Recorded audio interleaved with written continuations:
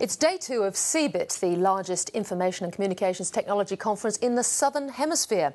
This year, the partner country is India, and about 100 Indian delegates are in Sydney, including representatives from Tata Group, the giant Indian multinational with businesses in steel, power, motors, beverages, and of course, the nation's largest ICT company, Tata Consultancy Services. Well, I caught up with Ravi Viswanathan, President Growth Markets and Head of Chennai Operations. Ravi Viswanathan, welcome to the programme. Thank you. Well, here we are at CeBIT. India is the partner country this year and has brought over a delegation of about 100. What are your impressions? I would say it's pretty early to call it impression, but there's a lot of excitement back home in India. So I think there is excitement about being here, about being in Australia, and seeing how we can showcase many of the Indian companies out here. Now, TCS announced a really very good profit last month.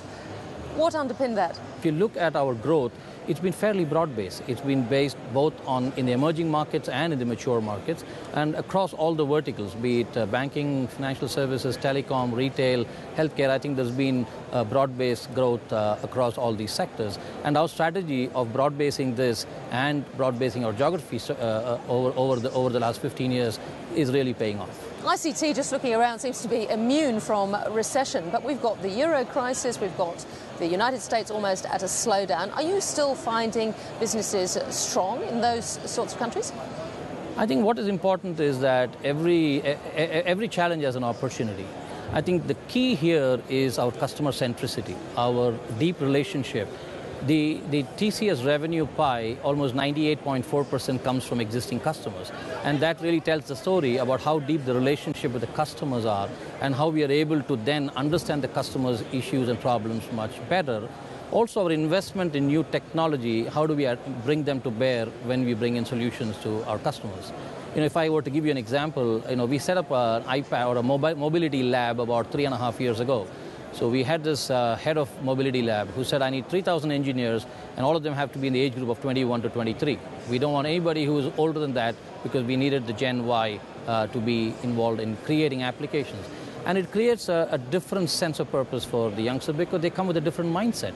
And the ability, therefore, then to translate customers' challenges when you look at the digital economy that the consumers are now going to be working with, I think it presents a beautiful solution from a TCS perspective. Last year there was a pretty interesting Harvard publication called India Inside, and it talked about a dramatic rise in invisible innovation occurring in India from B2B products and R&D outsourcing to process and management innovation. Are you seeing that? Oh, across the board in India. Because that's quite worrying for the developed world. No, I think it's a trendsetter because what it does, for example, I will talk to you about what we are doing in the government space, and that is considered very holy in most places, including India. And how do we then bring in a digital process? How do we make the process more efficient so that we can deliver better services to the citizens? We are involved in the passport delivery service for the citizens in India. It's called the Passport Seva Kendra. So it's about creating 77 passport service kendras, which are centers, and the ability for a citizen now to go and have a digital appointment, a digital application, a digital photograph, everything digitized so that there is predictability in the way that a citizen communicates and corresponds with the government and be able to get the services from the government using a digital media.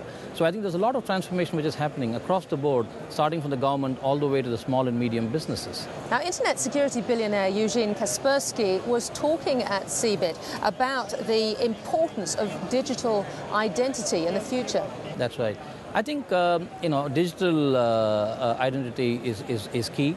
India is embarking in a very large program which is called unique identification. It is to have a unique identity for every citizen, and then we'll be able to manage fund disbursement, to manage elections, to managing citizen services very efficiently. And we know that at the end of the day, the services are consumed by the rightful owner of that identity. Just to give an example, India is 100% digital election system. Already? Yeah, what it means is that we don't have anybody casting ballots in a ballot box anymore. You go to a ballot station and there are electronic boxes and you choose the candidates from an electronic box. So there is a lot of innovation and already automation being done in many parts of India, both in the business and in the government. Finally, you talk about external customers, but how does TCS work with other Tata Group companies? It must be quite a close relationship. We have to compete very hard to win businesses with any company, be it a group company or otherwise. In fact, I believe that we probably need to strive harder.